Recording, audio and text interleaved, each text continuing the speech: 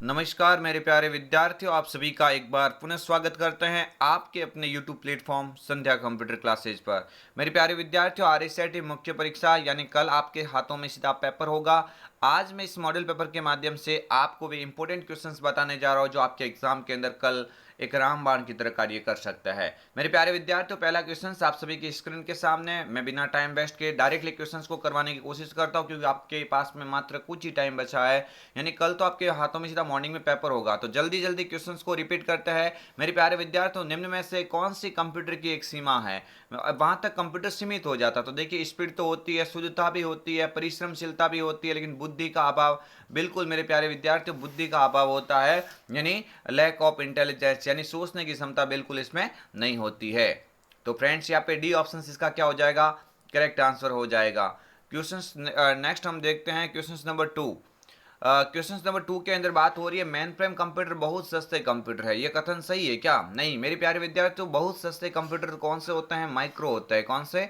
Micro computer होते हैं ना, वो बहुत सस्ते कंप्यूटर होते हैं। इसका मतलब ये कथन क्या हो जाएगा? गलत हो जाएगा। यानी ऑप्शन नंबर बी यहाँ से क्या हो जाएगा? इसका करेक्ट आंसर होगा। नेक्स्ट मेरे प्यारे विद्यार्थियों, क्वेश्चन नंबर 3 आप सभी की स्क्रीन के सामने है। क्वेश्चन नंबर 3 के अंदर क्या पूछा जा रहा है? कौन सी मेमोरी प्रति सेकंड कई बार रिफ्रेश होती है? अच्छा क्वेश्चन से आपको जल्दी से आंसर कमेंट यहाँ पे बताना है कि इनमें से ऐसी कौन सी मेमोरी जो हर सेकंड हर समय रिफ्रेश होती है रहती है। तो मेरे प्यारे विद्यार्थियों, कौन सी मेमोरी है? डी रैम हो जाएगा, यानी डायनामिक रैम ऑप्शन बी पे लिखा हुआ है ना, ये इसका क्या हो जाएगा? करेक्ट आंसर हो जाएगा।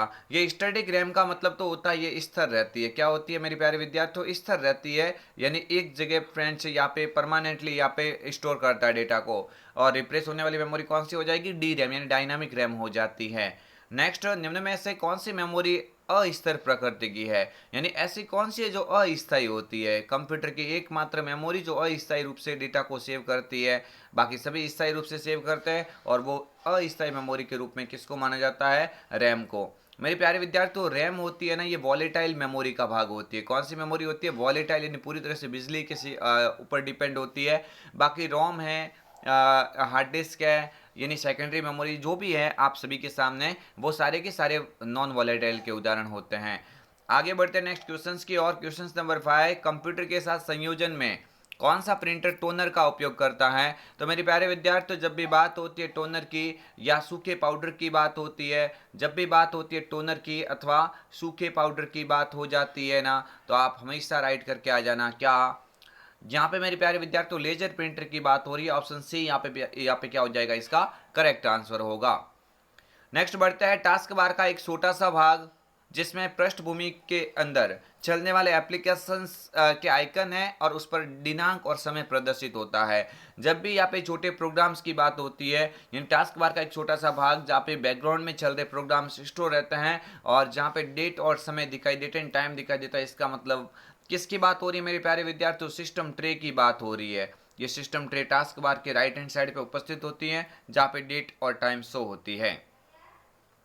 आगे वाला क्वेश्चन आप सभी की स्क्रीन के सामने है। निम्न में से कौन सा ऑपरेटिंग सिस्टम मल्टीटास्किंग को वास्तव में लागू नहीं करता है? मेरे प्यारे विद्यार्थियों, ऑपरेटिंग सिस्टम ऐसा कौन सा जो मल्टीटास्किंग को वास्तव में लागू नहीं करता? मल्टीटास्किंग यानी एक समय में एक से ज्यादा काम करने की क्षमता। यानी आपको याद रखना है, एमएस डॉस की बात कर रहा है। किसकी बात कर रहा है? Microsoft disk operating system MS DOS की बात। यहाँ पे ऑप्शन डी करेक्ट आंसर हो जाएगा। आगे बढ़ते हैं नेक्स्ट क्वेश्चन की और। निम्न में से कौन सा ऑपरेटिंग सिस्टम नहीं है? अच्छे से फ्रेंड्स, यहाँ पे क्वेश्चन है, आप सभी लोग बताइए इनमें से ऐसा कौन सा है जो ऑपरेटिंग सिस्टम नहीं है? तो डॉस होता है, लिनक्स भी होता है, विंडोज भी होता है, लेकिन ओरेकल है ना, ये तो एक एप्लीकेशंस का उदाहरण होता है। किसका उदाहरण होता है? एप्लीकेशन सॉफ्टवेयर का उदाहरण होता है। आगे बढ़ते नेक्स्ट क्वेश्चंस की और। क्वेश्चंस नंबर आप सभी की स्क्रीन के सामने है। निम्न में से सर्च इंजन का उदाहरण है। मेरे प्यारे विद्यार्थियों, कल आपके एग्जाम के अंदर हूबहू क्वेश्चंस देखने को मिलेंगे। इसमें से आप सभी लोग याद रख लेना कि यहाँ पे सर्च इंजन की बात हो रही है ना, तो आपको याद रखना है गूगल सर्च इंजन हो जाएगा। बाकी फ्लिपकार्ट हुआ, पेटीएम हुआ, ये कोई सर्च इंजन के अंदर नहीं आते हैं। आगे नेक्स्ट क्वेश्चन है, डीएनएस का पूरा नाम बताइए। अच्छा क्वेश्चन से एग्जाम में कई दफा पूछा गया है। डीएनएस का पूरा नाम क्या होता है? डीएनएस का पूरा नाम हो जाएगा domain name system. Option A है ना, ये इसका बिल्कुल करेक्ट आंसर होगा। नेक्स्ट आगे वाला क्वेश्चन है, निम्न में से कौन सा एक ई ईमेल क्लाइंट है। ईमेल क्लाइंट यानी जिस जो ईमेल के रूप में कार्य करता है, तो ईमेल के रूप में कार्य तो कौन कर लेगा? जीमेल। ऑप्शन नंबर ए या से इसका करेक्ट आंसर होगा। यूपीआई का पूरा नाम बताइए। अच्छा क्वेश्चन है, यूपीआई का पूरा नाम क्या होता है? तो आप सभी लोग याद रखना, यूपीआई का पूरा नाम होता है यूनिफाइड पेमेंट इंटरफेस। क्या हो जाएगा? यूनिफाइड पेमेंट इंटरफेस हो जाएगा। ऑप्शन नंबर बी यहां से बिल्कुल करेक्ट होगा। आगे बढ़ते हैं नेक्स्ट क्वेश्चंस की और। भीम का पूरा नाम बताइए मेरे प्यारे विद्यार्थियों। BHIM, भीम का पूरा नाम क्या होता है? भारत इंटरफेस फॉर मनी होता है। क्या होता है? भारत इंटरफेस फॉर मनी, यानी ऑप्शन नंबर ए या से बिल्कुल क्या होगा? Correct answer.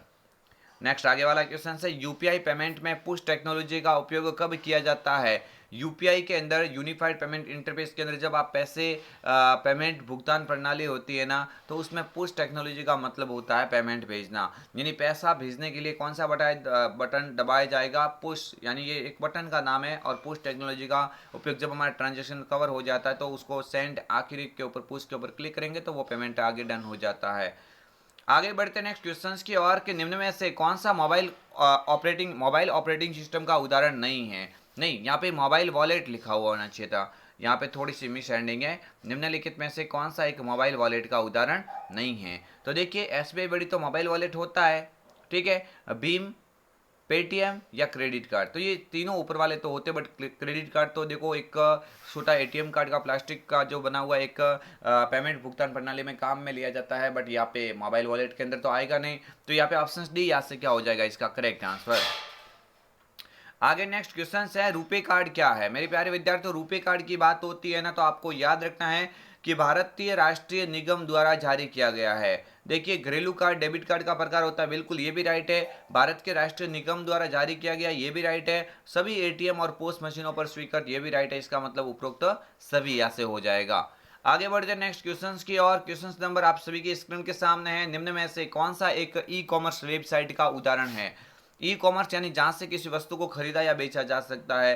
तो यहाँ पे फ्लिपकार्ट ही तो ऑप्शन दिख रहा है। फेसबुक, ट्विटर, ये तो सोशल नेटवर्किंग साइट हो जाएगी। टाइम्स ऑफ इंडिया एक न्यूज़पेपर का नाम है। तो यहाँ पे ऑप्शन सी यहाँ से क्या हो जाएगा इसका करेक्ट आंसर। आगे बढ़ते नेक्स्ट क्वेश्चंस की और। ऑनलाइन शॉपिंग किस प्रकार के लेन देन का उदाहरण है? ऑनलाइन शॉपिंग करते हैं ना, वो किसके अंदर आ जाएगा मेरे प्यारे विद्यार्थियों? B2C के अंदर आ जाएगा। यानी ऑनलाइन जैसे अमेजॉन, फ्लिपकार्ट, ये बिजनेस हो जाएगा और हम ऑनलाइन शॉपिंग करते हैं यानी हम कंज्यूमर हो जाएंगे। B2B के अंदर क्या होता है? बिजनेस टू बिजनेस होता है, जिसमें कि वो बड़े व्यापार छोटे व्यापार से जुड़े रहता है। और C2C का मतलब हो जाएगा कंज्यूमर टू कंज्यूमर। यानी आपको याद रखना है कि इसमें एक सीधा ग्राहक डायरेक्टली किसी साइट के माध्यम दूसरे ग्राहकों को कोई भी बेच सकता है। आगे वाला क्वेश्चन आप सभी के स्क्रीन के सामने, राज AEM क्या है? मेरे प्यारे विद्यार्थियों, अच्छा क्वेश्चन है। तो राज AEM क्या होता है आप सभी लोग याद रख लेना। तो मेरे प्यारे विद्यार्थियों, राज AEM क्या है? एंटरप्राइज वेब कंटेंट प्लेटफॉर्म होता है। ऑप्शन नंबर ए है ना, ये इसका क्या हो जाएगा? बिल्कुल करेक्ट आंसर हो जाएगा। नेक्स्ट बढ़ते हैं, निम्न में से कौन सा एक राजस्थान संपर्क का चरण नहीं है? अच्छा क्वेश्चन से, राजस्थान संपर्क का स्टेप कौन सा नहीं होगा? तो रजिस्ट्रेशन तो होता है, मॉडरेशन भी होता है, स्कूटरीनाइजेशन या अलोकेशन, तो अलोकेशन भी होता है। बट ऑप्शन नंबर सी है ना, स्कूटरीनाइजेशन, ये कोई भी इसका विकल्प नहीं होता है। नेक्स्ट आगे बढ़ते हैं, निम्न में से कौन सा पंजीयन राजस्थान जन आधार योजना के तहत शामिल नहीं है? देखिए, कौन सा पंजीयन इस जन आधार योजना के संदर्भ में शामिल नहीं है? तो जन आधार पंजीयन भी होता है, जन्म मृत्यु पंजीयन, विवाह पंजीयन या मकान का पंजीयन। तो यहाँ पे ऑप्शन डी है ना, ये तो प्रधानमंत्री आवास योजना के तहत इसका होता है, यानी ऑप्शन डी यहाँ से इसका बिल्कुल राइट आंसर हो जाएगा। आगे बढ़ते हैं, एसएसओ के तहत नागरिक पंजीकरण कैसे कर सकता है? मेरे प्यारे विद्यार्थियों, एसएसओ के तहत कैसे कर सकता है? आधार कार्ड के जरिए पंजीकरण कर सकता है, बिल्कुल। भामाशाह क्रमांक के जरिए पंजीकरण कर सकता है। तो यहाँ पे ऑप्शन नंबर सी, ए और बी दोनों हो जाता है। आगे बढ़ते हैं नेक्स्ट क्वेश्चन की और। ईपीडीएस का विस्तृत नाम क्या होता है? अच्छा क्वेश्चन है, ईपीडीएस का पूरा नाम क्या होता है? इलेक्ट्रॉनिक पब्लिक डिस्ट्रीब्यूशन सिस्टम होता है, यानी ऑप्शन नंबर सी यहाँ से क्या होगा इसका करेक्ट आंसर होगा। नेक्स्ट है, कौन सा एमएस निम्नलिखित में से, देखो यहाँ पे ऑप्शन है, कौन सा एक नागरिक के मुद्दों को हल करने और समाधान प्रदान करने के लिए बनाया गया है? तो मेरे प्यारे विद्यार्थियों, आपको जल्दी से पहचान करनी है कि इसमें से कौन सा है जो नागरिकों के मुद्दों को हल करने के लिए बनाया गया। तो कौन सा हो जाएगा? राजस्थान संपर्क। ऑप्शन नंबर सी है ना, ये इसका क्या हो जाएगा? बिल्कुल करेक्ट आंसर हो जाता है। आगे बढ़ते हैं कि हॉटस्पॉट के लिए किस कनेक्टिविटी की आवश्यकता होती है। बहुत ईजी क्वेश्चन से आप सभी लोग याद रखिएगा। वाईफाई हो जाएगा, जिसका पूरा नाम वायरलेस क्या होता है, फिडिलिटी होता है। आगे बढ़ते हैं नेक्स्ट क्वेश्चंस की और। नवीनतम एंड्रॉइड मोबाइल ऑपरेटिंग सिस्टम कौन सा है। आप सभी लोग याद रखना, आपकी बुक्स के अकॉर्डिंग नवीनतम कौन सा दिया हुआ है, ये तो क्या हो जाएगा, सबसे नवीनतम हो जाएगा। और सबसे अगर पुराना पूछे मेरे प्यारे विद्यार्थियों, सबसे क्या पूछ ले, पुराना पूछे, या तो फिलहाल नौगाट यहाँ पे करेक्ट आंसर हो जाएगा। अगर यहाँ पे ये तो क्या बोलेंगे भाई, ये तो सबसे नवीनतम हो जाएगा। कौन सा हो जाएगा, नवीनतम हो जाएगा, ठीक है। जबकि अगर सबसे पुराना पूछता है तो आप सभी लोग याद रख लेना कि सबसे पुराना हो जाएगा एस्ट्रो, यानी पहला वर्जन कौन सा था, आप सभी लोग याद रख लेना, एस्ट्रो था, जो ए व्यंजन के ऊपर इन्होंने बनाया था। आगे वाला क्वेश्चन आप सभी की स्क्रीन के सामने, क्वेश्चन नंबर आप सभी की स्क्रीन के सामने देख लीजिए। निम्न में से किस कुंजी की मदद से आप कर्सर के दाएं और के अक्षरों को डिलीट कर सकते हैं। ये आप थोड़ा याद रख के जाना, बायां और दायां में कंफ्यूज मत होना, क्योंकि बायां यानी बैक स्पेस हो जाएगा। बाईं ओर से मिटाने का तरीका पूछे तो बैक स्पेस हो जाएगा, और दाईं ओर से मिटाने की बात करें तो क्या हो जाएगा, डिलीट। यानी बायां में बी यानी बैक स्पेस हो जाएगा, दायां में डी की ध्वनि आ रही है, इसका मतलब डी से डी हो जाएगा, और बी से बी हो जाएगा, बायां से बैक स्पेस बी हो जाएगा, और दायां से डिलीट यानी डी हो जाएगा।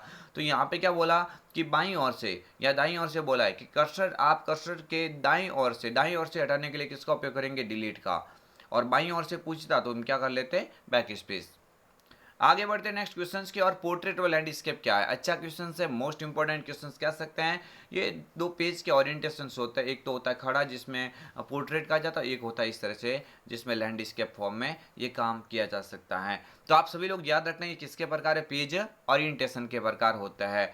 आगे बढ़ते नेक्स्ट क्वेश्चंस की और। एक पावर पॉइंट शो में निम्न में से कौन सा फाइल फॉर्मेट ऐड किया जा सकता है। तो देखिए जेपीजी भी हो सकता है, जीएफ भी होता है, और जीआईएफ भी होता है, वेब भी होता है, यानी उपरोक्त सभी यहाँ से इसका करेक्ट आंसर होगा। एक नई प्रेजेंटेशन किसके द्वारा बनाई जा सकती है। तो मेरे प्यारे विद्यार्थियों, ब्लैंक का मतलब खाली, ठीक है। ब्लैंक प्रेजेंटेशन से बना सकते हैं, मौजूदा या पूर्व उपलब्ध प्रेजेंटेशन से बना सकते हैं, डिजाइन टेम्पलेट से भी बना सकते हैं। करेक्ट आंसर हो जाएगा उपरोक्त सभी। आगे बढ़ते नेक्स्ट क्वेश्चंस की और। क्वेश्चन नंबर 31 है। एक कंप्यूटर वायरस जो पहचान को रोकने के प्रयास में एंटीवायरस प्रोग्राम पर सक्रिय रूप से हमला करता है। तो एंटीवायरस के ऊपर भी सक्रिय रूप से हमला करना, मतलब वो बात कर रहा है रेट्रोवायरस की। किसकी बात कर रहा है, ऑप्शन बी है ना, रेट्रोवायरस। यहाँ पे इसका क्या हो जाएगा, करेक्ट आंसर। आगे नेक्स्ट क्वेश्चन है। निम्न में से कौन सा असली सुरक्षा और प्राइवेसी रिस्क का उदाहरण नहीं है। तो आपको याद रखना है, हैकर्स नहीं होता है, बाकी वायरस होता है, स्पैम भी होता है, आइडेंटिटी भी होता है, लेकिन हैकर्स आप सभी लोग याद रखना है कि असली सुरक्षा और प्राइवेसी रिस्क का उदाहरण नहीं होता है। आगे बढ़ते नेक्स्ट क्वेश्चंस की और। इनमें से कौन सा साइबर खतरा नहीं है। तो मेरे प्यारे विद्यार्थियों, ट्रोजन हॉर्स तो होता है, वायरस भी होता है, और डिनाइल ऑफ सर्विसेज भी होता है, लेकिन ई कॉमर्स तो एक शॉपिंग वेबसाइट होती है जिससे हम किसी वस्तु का ऑनलाइन शॉपिंग कर सकते हैं, बिल्कुल ई कॉमर्स के अंदर आ जाएगा। नेक्स्ट, किसमें से एक सीडी या डीवीडी की एक सामान्य प्रचलित क्षमता नहीं है। अच्छा क्वेश्चन से कई बार पूछा गया है, ये भी होती है, ये भी होती है, ये भी होती है, लेकिन 13 GB कोई यहाँ पे विकल्प उपलब्ध नहीं होता है। और नेक्स्ट क्वेश्चन आप सभी की स्क्रीन के सामने है। सीडी को फाइल में कॉपी करने की प्रक्रिया क्या कहलाती है। तो मेरे प्यारे विद्यार्थियों, सीडी में फाइल को कॉपी करने की प्रक्रिया तो क्या कहलाती है, बर्निंग कहलाती है। जबकि कंप्यूटर को स्टार्ट करने की प्रक्रिया जो होती है ना, वो क्या कहलाती है, कंप्यूटर होता है उसको स्टार्ट करने की जो प्रक्रिया होती है ना, उसको क्या कहा जाता है, उसको बूटिंग कहा जाता है। क्या बोलेंगे उसको, बूटिंग के नाम से जान सकते हैं। तो मेरे प्यारे विद्यार्थियों, ये मैं आपके समक्ष लेके आया था most important 35 questions. I hope आप सभी को ये समझ में आया होगा। मैंने वीडियो इसलिए ज़्यादा जल्दी करवाया क्योंकि आपके लिए अभी फ्रेंड्स से ज़्यादा बात नहीं, केवल क्वेश्चंस करने की बात हो तो अच्छा रहेगा। तो फ्रेंड्स, सेशन पसंद आया है तो लाइक कीजिए। हम आपके समक्ष सटीक आंसर की लेके आएंगे कल होने वाला एग्जाम के लिए। तो मेरे प्यारे विद्यार्थियों, अगर आपने चैनल को सब्सक्राइब नहीं किया है तो सब्सक्राइब अवश्य कीजिए, साथ ही बेल आइकन को दबाइए ताकि आने वाले प्रत्येक वीडियो की नोटिफिकेशन सबसे पहले पहुंच सके। मिलेंगे एक और अन्य वीडियो के साथ में, तब तक के लिए जय हिंद, वंदे मातरम, जय भारत।